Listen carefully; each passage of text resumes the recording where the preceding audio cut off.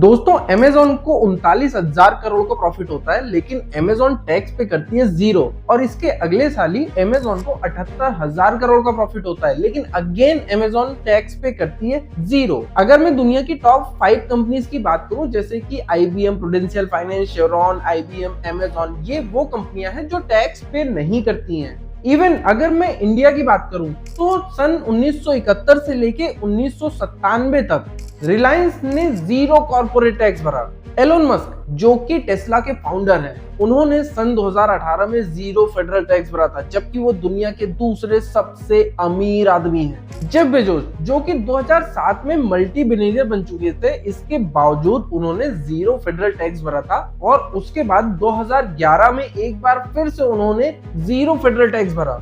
Michael Bloomberg जो कि Bloomberg जैसी इतनी बड़ी कंपनी चलाते हैं, वो भी 2 बार ऐसा कर चुके हैं। और यहाँ तक कि जो बिलियनियर इन्वेस्टर हैं जैसे कि कार्ल कोहन और जॉर्ज सोरोस, वो भी कई बार ऐसा कर चुके हैं, वो कोई भी टैक्स नहीं भरते हैं। और अगर हम इन्वेस्टिंग की बात कर रहे हैं तो हम दुनिया के सबसे बड़े इन्वेस्टर को तो बिल्कुल नहीं भूल सकते, वॉरेन बफेट। उनका एक स्टेटमेंट है कि वो अपनी सेक्रेटरी से भी कम टैक्स पे करते हैं। आखिर ये लोग ऐसा कैसे करते हैं, जबकि भारत का एक मिडिल क्लास आदमी जो होता है उसको सिर्फ 5 लाख रुपए तक का टैक्स बेनिफिट है। 5 लाख तक की इनकम पे उसको कोई भी टैक्स नहीं लगता है, लेकिन जैसे ही 5 लाख से ऊपर उसकी इनकम बढ़ती है, टैक्स लगना शुरू हो जाता है। ये अमीर लोग ऐसी कौन सी ट्रिक अपनाते हैं जिससे ये लाखों करोड़ों कमाने के बाद भी 0 पर्सनल टैक्स भरते हैं, और हम जैसे मिडिल क्लास लोग जो हैं वो टैक्स भर भर के परेशान हैं। अगर मैं आपसे कहूं कि इसके पीछे कोई भी इंटेलिजेंस नहीं है, जो दुनिया के सबसे इंटेलिजेंट व्यक्ति रह चुके हैं उनका भी ये स्टेटमेंट है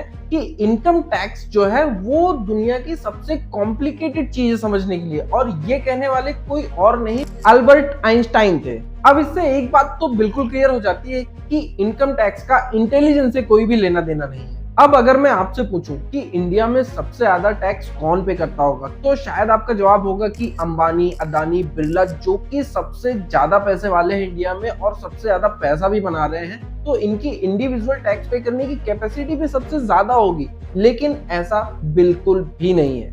लास्ट टाइम अगर इंडिया में किसी ने इंडिविजुअल टैक्स सबसे ज्यादा पे किया था तो वो 1992 में हर्षद मेहता ने किया था। लेकिन अगर हम आज की बात करें तो इंडिविजुअल कैपेसिटी में सबसे ज्यादा टैक्स पे करने वाले अंबानी, अदानी या बिरला नहीं है। ये लोग इंडिया के टॉप रिचेस्ट की लिस्ट में आते हैं, लेकिन टॉप टैक्स पेयर की लिस्ट में नहीं आते हैं। याद रखिएगा, मैं इंडिविजुअल टैक्स पेमेंट की बात कर रहा हूँ, ना कि कंपनीज की। साल 2023 की अगर हम बात करें तो सबसे ज्यादा टैक्स पे करने वाले इंडिविजुअली हमारे सबके फेवरेट, सबके चहेते one and only Mahendra Singh Dhoni थे।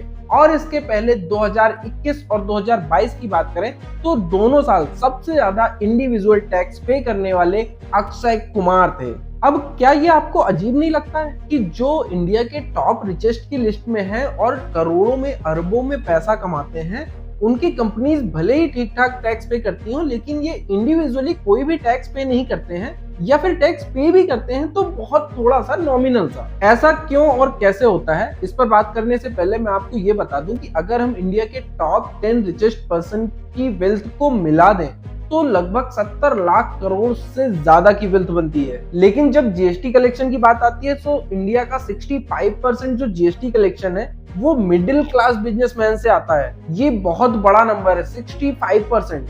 अब जरा सोचिए, जो दुनिया के 2-3% अमीर लोग हैं उनके पास इंडिया का 97% वेल्थ है, लेकिन सबसे ज्यादा जो टैक्स कलेक्शन होता है वो मिडिल क्लास वालों से होता है। ऐसा कैसे होता है, आइए देखते हैं। दोस्तों, जब टैक्स की बात होती है तो ये 2 चीजें पता होना बहुत जरूरी है। पहला टैक्स मैनेजमेंट और दूसरा टैक्स इवेजन। टैक्स मैनेजमेंट वो तरीका है जिसको अमीर लोग या फिर कहें स्मार्ट लोग अपनाते हैं अपने टैक्स को मैनेज करने के लिए, टैक्स को बचाने के लिए। टैक्स इवेजन वो होता है जिसमें आप टैक्स भरने से बचते हैं, जैसे कि आप फर्जी बिल बनाते हैं, शेल कंपनीज बनाते हैं और गलत तरीके से टैक्स को नहीं भरते हैं, उसको बचाने की कोशिश करते हैं। लेकिन जब ये पकड़ा जाता है तो सरकार इस पे 3 गुना पेनल्टी लगा के 3 गुना टैक्स आपसे वसूलती है, और कभी कभी तो आपको इसमें जेल भी हो सकती है, क्योंकि ये इलीगल होता है। तो हम इसकी बात नहीं करेंगे, हम बात करेंगे टैक्स मैनेजमेंट की, जो कि लीगली आपका टैक्स बचाता है। और इसे जो बिजनेसमैन होते हैं, जो अमीर लोग होते हैं, या कहें कि जो बिजनेसमैन इसको अपनाते हैं, वो इसका यूज करके, इसका इस्तेमाल करके अमीर बनते चले जाते हैं। आज मैं आपसे ऐसे 5 तरीकों को डिस्कस करूंगा जो बिजनेसमैन यूज करते हैं टैक्स को बचाने के लिए, और इसको बचा के वो अच्छा खासा टैक्स बचा लेते हैं। जो सबसे पहला और फंडामेंटल रूल है वो है नेवर सिट ऑन कैश। ये जो बिजनेसमैन अमीर लोग होते हैं, टैक्स जिन्हें बचाना होता है, वो कभी कैश को इकट्ठा करके नहीं रखते हैं, जबकि एक मिडिल क्लास आदमी क्या होता है, वो अपने अकाउंट में, सेविंग अकाउंट में ही कैश इकट्ठा करके रखता है।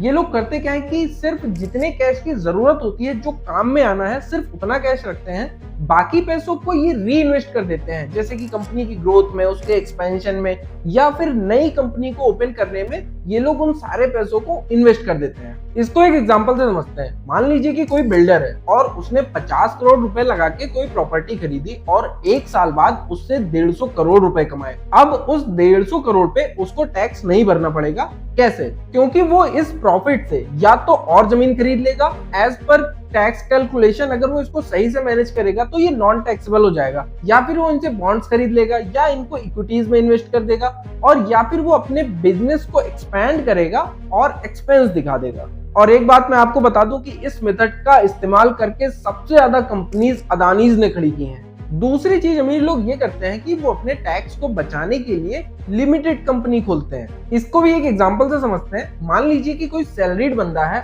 अब उसको BMW कार खरीदनी है, तो वो कार खरीदने के लिए पहले जो उसकी सैलरी आएगी उस पर टैक्स भरेगा, फिर जो बची हुई सैलरी होगी उससे वो कार खरीदेगा। लेकिन वहीं एक बिजनेसमैन एक लिमिटेड कंपनी जब बना लेता है, तो जब वो कार खरीदेगा वो कंपनी के नाम से खरीदेगा और बताएगा कि भाई ये कार तो मैं अपने कंपनी के इस्तेमाल के लिए ले रहा हूँ, इसमें मैं मीटिंग्स करने जाऊंगा, या जहां भी कंपनी के काम से जाना है, कंपनी के काम में यूज होगी ये कार। तो वो इसको एक्सपेंस दिखा देता है और फिर ये उसकी इनकम से डिडक्ट हो जाएगा, और फिर जो बचा हुआ प्रॉफिट होगा उस पर इसको टैक्स भरना पड़ेगा। यहाँ पर कितना बड़ा डिफरेंस देखने को मिलता है कि जो एक सैलरीड बंदा है उसको कोई भी बेनिफिट नहीं मिल रहा है कार परचेज करने पे, लेकिन एक बिजनेसमैन जो है वो इस पे डिडक्शन भी ले रहा है और डिप्रिसिएशन भी ले रहा है। इसीलिए मैं हमेशा कहता हूं कि आप भी अपनी इन्वेस्टमेंट को लेके स्मार्ट बन जाइए, और सबसे पहले शुरुआत करिए इस वीडियो को लाइक करने से, क्योंकि मैं आपको बेहतरीन जानकारियां दूंगा जो आपको कहीं भी नहीं मिलेगी। तो चलिए लाइक कर दीजिए, और सब्सक्राइब नहीं किया तो सब्सक्राइब भी कर लीजिए।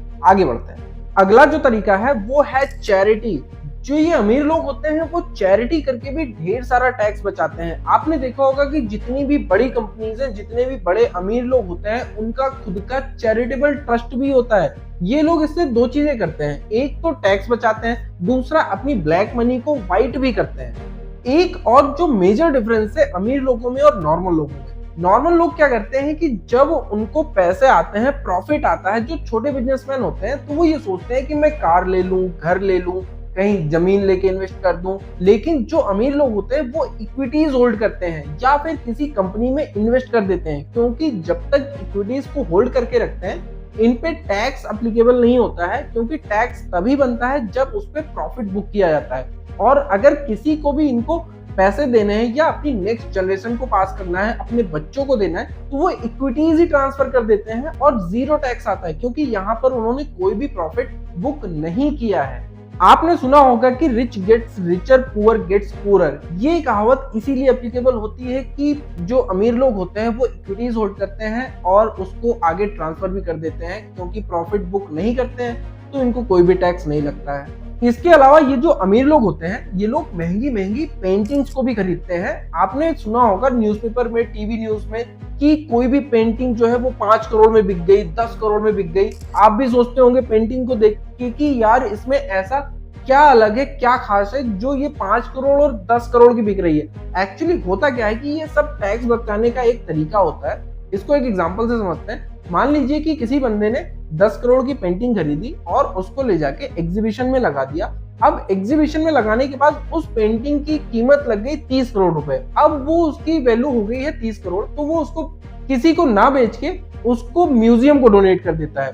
तो उसका डोनेशन जो हो जाता है वो अमाउंट 30 करोड़ का हो जाता है, और एज पर टैक्सेशन उसको 30% का रिबेट मिल जाता है टैक्स में। तो इससे उसका बहुत सारा टैक्स बच जाता है। तो जरा सोचिए ये लोग इतनी महंगी पेंटिंग क्यों खरीदते हैं, और हम लोग सोचते रह जाते हैं कि यार इस पेंटिंग में क्या है, इसको इतना महंगा क्यों खरीद रहे हैं, ये बहुत ही महंगी पेंटिंग क्यों है, ऐसा क्या बनाया है इसमें, जबकि इतने कलाकार हैं जो बहुत ही यूनिक पेंटिंग बनाते हैं और वो 2000, 3000 या 500 तक में भी आपको मिल जाती है। इसीलिए मैं कहता हूँ कि नॉलेज होना बहुत जरूरी है। तो नॉलेज हमेशा रखिए, भले ही आपको बिजनेस करना हो ना करना हो, इन्वेस्ट करना हो ना करना हो, नॉलेज होना बहुत जरूरी है कि आप अगर 4 लोगों के बीच में बैठे तो आपको ये बातें पता हो कि दुनिया में क्या चीजें हो रही हैं और क्यों हो रही हैं। तो दोस्तों, अगर आपको जानकारी अच्छी लगी हो तो वीडियो को एक लाइक जरूर से कर दीजिए, और नहीं लगी हो तो डिसलाइक भी जरूर से कर दीजिएगा।